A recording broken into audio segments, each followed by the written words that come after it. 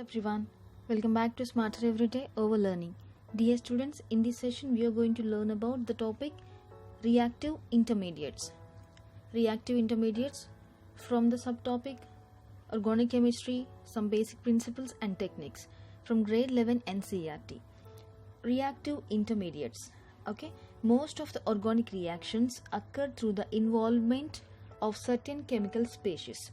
These are the certain chemical species, and these reactive intermediates generally short-lived, nothing but 10 power minus 6 seconds to a few seconds only, and highly reactive and hence can't be isolated. Here 2 points I have written. These reactive intermediates are highly reactive and they can't be isolated. Okay, then that means if any organic compound, these are easily reacting with that organic compound, and these short-lived highly reactive chemical species through which the majority of the organic reactions occur are called reactive intermediates. Just see, once again I'm going to tell you, these short-lived reactive chemical species through which the majority of organic reactions occur, through the majority of organic reactions occurs, these are called reactive intermediates. Some important examples of reactive intermediates: carbocations, and next one is carbanions and free radicals, and next one carbenes and nitrines,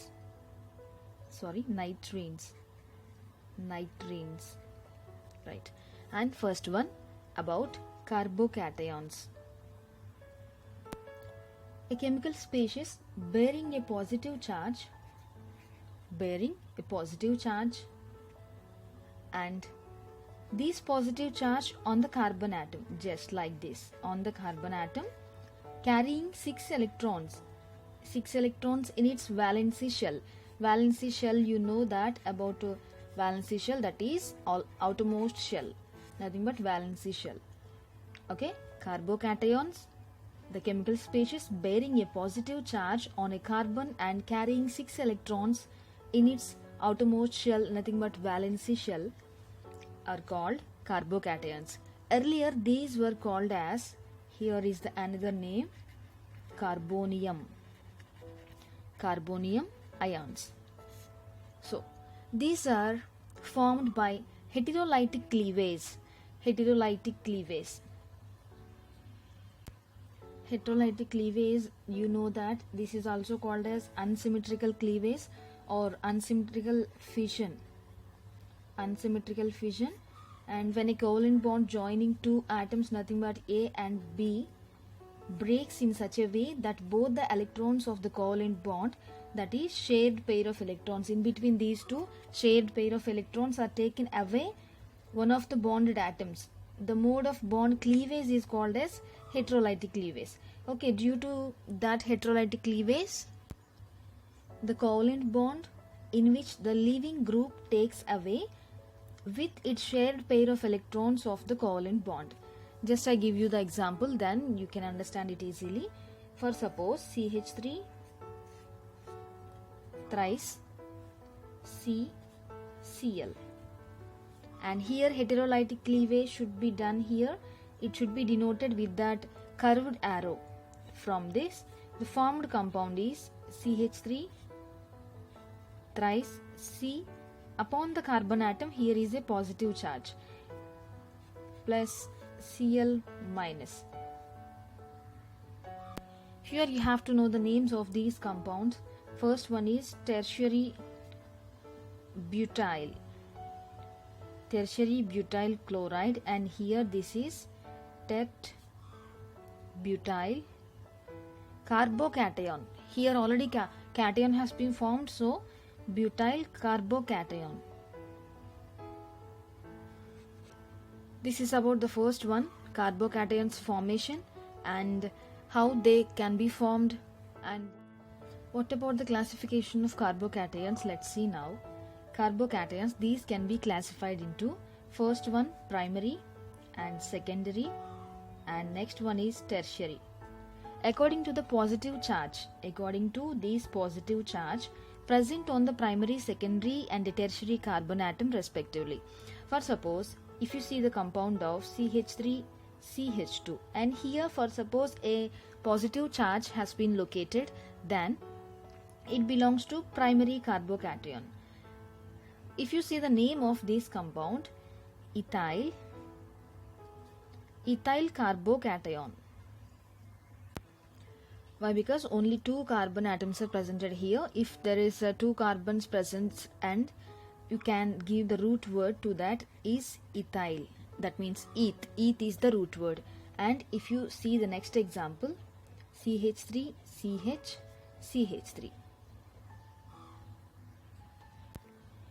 Here on this middle carbon atom there is a positive charge. This is known as secondary carbocation. So the name of this compound is, here 3 carbons are there, so the root word should be prop. Then the name, IUPAC name of this compound, isopropyl carbocation. If you see the next example, CH3 C, here one methyl group and here CH3. Here is the positive charge. This is known as 3 carbons, then the root word is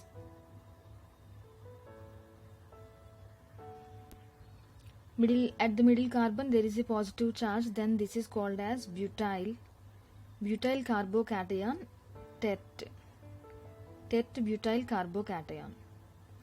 Okay students, this is about the classification of carbocations, the primary, secondary and tertiary, basing upon just according to the positive charge is present on a primary, secondary and tertiary carbon atom. We have to divide these carbocations into 3 types. Now let's see about stability.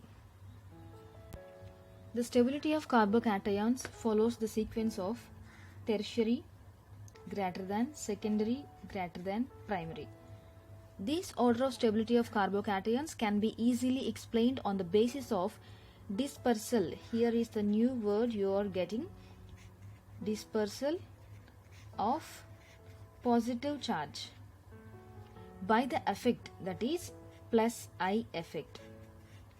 That is only inductive effect, plus I effect. Here what about plus I effect? Electron releasing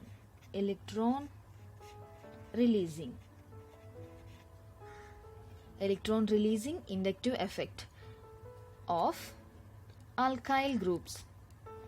You know already about inductive effect and electromeric effect, mesomeric effect, everything I explained you in my previous video. All the classes links I have provided in the description, you can go through them. So here is the plus I effect, nothing but plus inductive effect. Greater the number of alkyl groups on the carbon atom carrying positive charge, greater would be the dispersal of the charge, and hence more stable would be the carbocation. For suppose greater the number of alkyl groups, greater would be the dispersal of the charge, right? And let's see some examples of this. According to the stability of the carbocations, here is the tertiary and secondary, and this is primary. And here CH3, the name of this compound is methyl carbocation.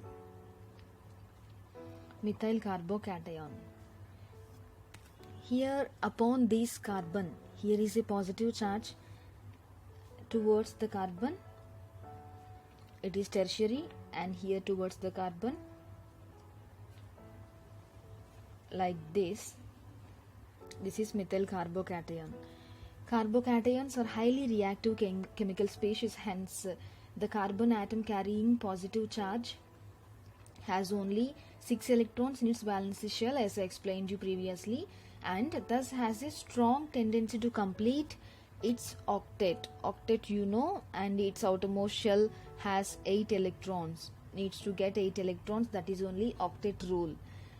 and it is a strong tendency to complete its octet. Usually the order of the reactivity of any chemical species is reverse that of its stability. Therefore, the order of reactivity of carbocations follows the sequence primary, secondary, and tertiary. Let's see the orbital structure of carbocations. Actually, the carbocations are planar chemical species. The carbon atom carrying the positive charge, that is sp2 hybridized. The three sp2 hybridized orbitals of this carbon form three sigma bonds with monovalent atoms or groups, just like monovalent. Single, mono means single, you know that. Monovalent atoms or groups which lie in a plane and are inclined to the another at an angle of 120 degrees. Okay, the unhybridized 2p orbital, which is perpendicular to the plane of the three sigma bonds. Just I show you in the diagram. Here is the carbon. This is the central atom, carbon, and so here representation of R, and here also R and R. Okay, and coming to p orbitals, here one p orbital located and here also another p orbital. Okay, here is the sigma bond and here sigma bond, here sigma bond. The bond angle in between these carbon atoms, the bond angle is 120 degrees, and here this is an empty orbital, empty p orbital, and here is the positive charge. So why? Because this is a carbocation, okay, and towards this carbon sp2 hybridized carbon, so this is known as sp2 hybridized carbon. So totally this is the orbital structure of carbocations. This is information about carbocations and what is the classification and what is its stability and what is its main structure, orbital structure. We shall go for carbanions, that is the second type. Carbanions, first of all let's see about the definition of these carbanions. It is a chemical species bearing a negative charge on the carbon and possessing 8 electrons in its valency shell, nothing but outermost shell. These are known as carbanions. These are produced by heterolytic cleavage.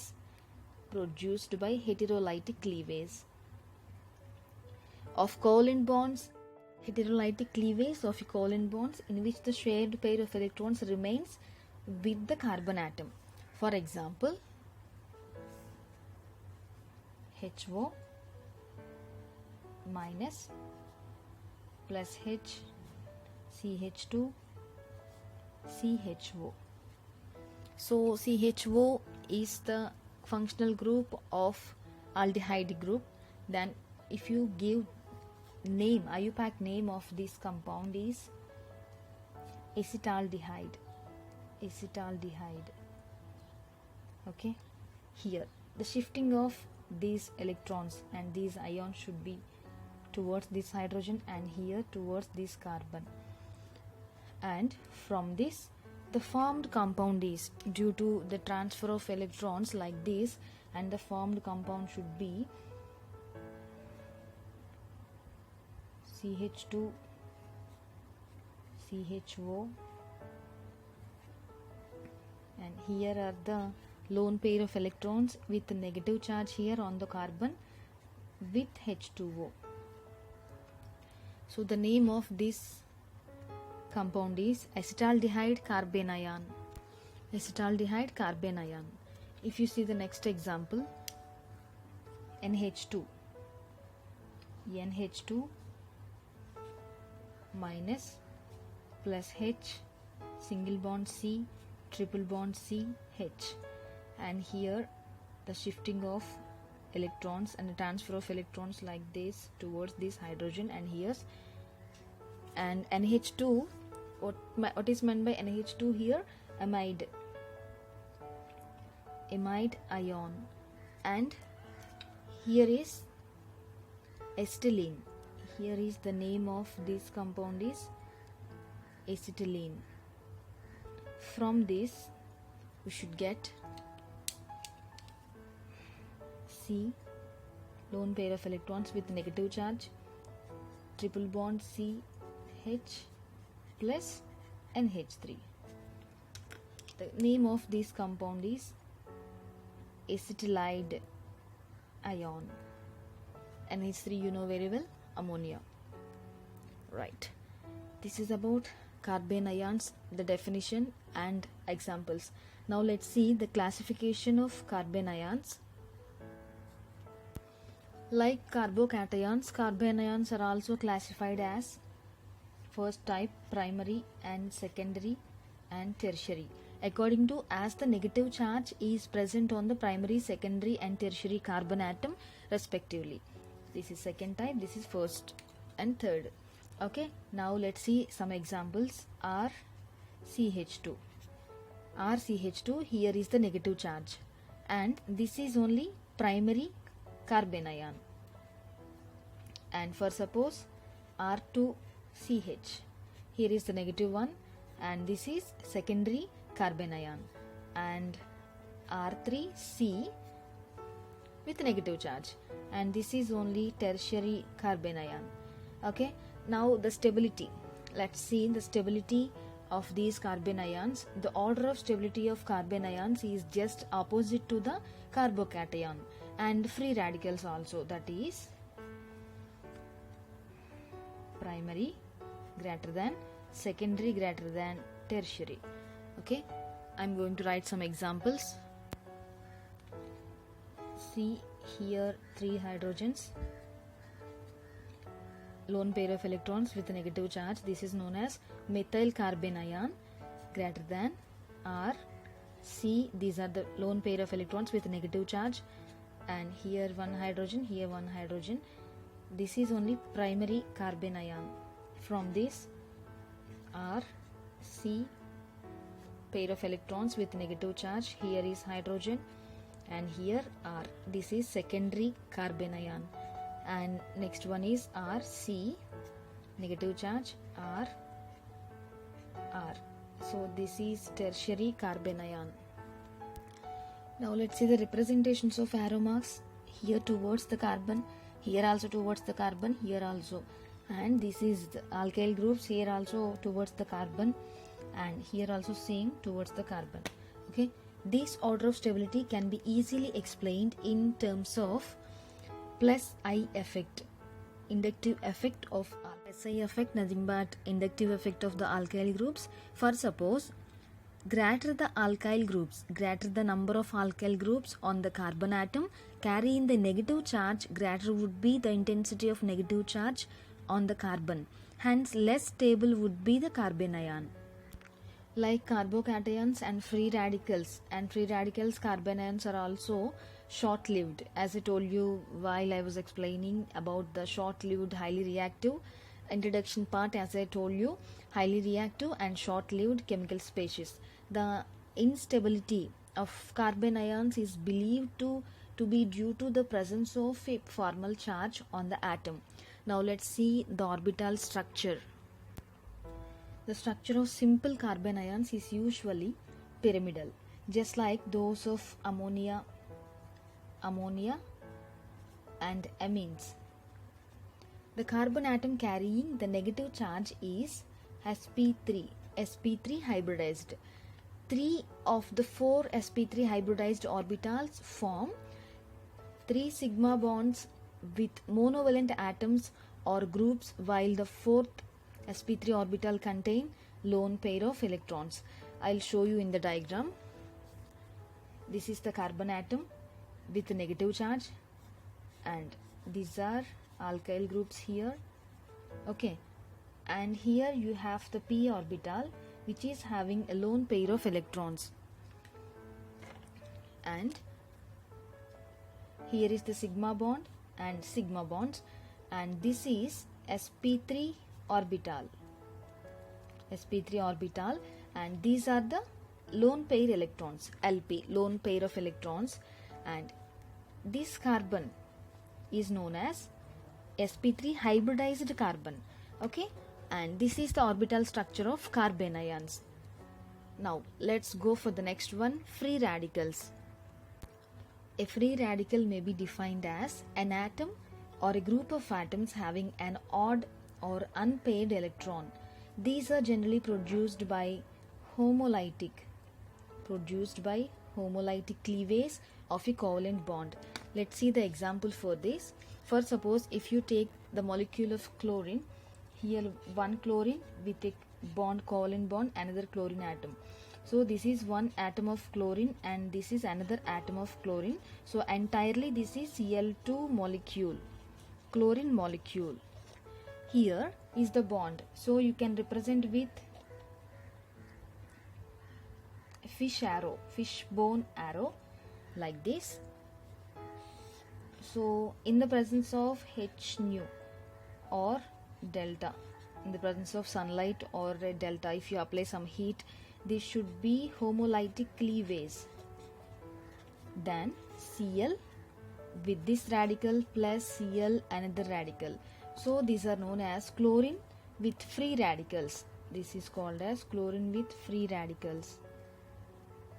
And here is the homolytic cleavage. Now this is about free radicals. Now let's see the classification of free radicals. Classification of free radicals.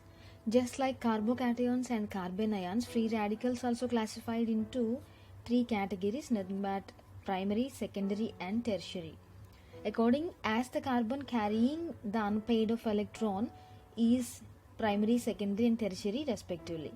For example, here RCH2, here is the radical formation. So this is primary one, and RCH, here also another R. So this is secondary, and here R, C, R, R. So here is the radical. So this is known as tertiary. This is about classification. Now let's see the stability of these free radicals. The order of stability of free radicals is the same as that of carbocations. Tertiary greater than, secondary greater than primary. This order of stability can be easily explained on the basis of hyperconjugation. For suppose, greater the number of alkyl groups attached to the carbon atom carrying the odd electron, and greater the delocalization of the odd electron and hence more stable is the alkyl free radical. CH3, C, CH3, CH3. Here is the radical. This is known as butyl free radical. Butyl, tert-butyl free radical. This is tertiary one. Now in the second example, tertiary greater than, CH3, CH, CH3. So the name of this compound is isopropyl free radical, and this is secondary one, greater than. Now let's see the primary one, CH3, CH2. So this is known as ethyl free radical. Here is the radical. Now greater than, CH3. Methyl free radical. This is known as methyl free radical. Just like carbocations and carbon ions, these free radicals are also very short-lived and highly reactive chemical species because of their strong tendency of the carbon atom carrying odd electrons to acquire one more electron to complete its octet. Now what is the structure of orbital? Let's see. Alkyl free radicals like carbocations are planar chemical species. The only difference being that carbocations, the unhybridized p orbitals is empty, while in free radicals it contains the odd electron. Just see the diagram of orbital structure of free radicals. Here is the carbon, and this is one alkyl group, and here one alkyl groups, and here are the p orbital structure, and here only single unpaired electron, and this carbon is sp2 hybridized carbon,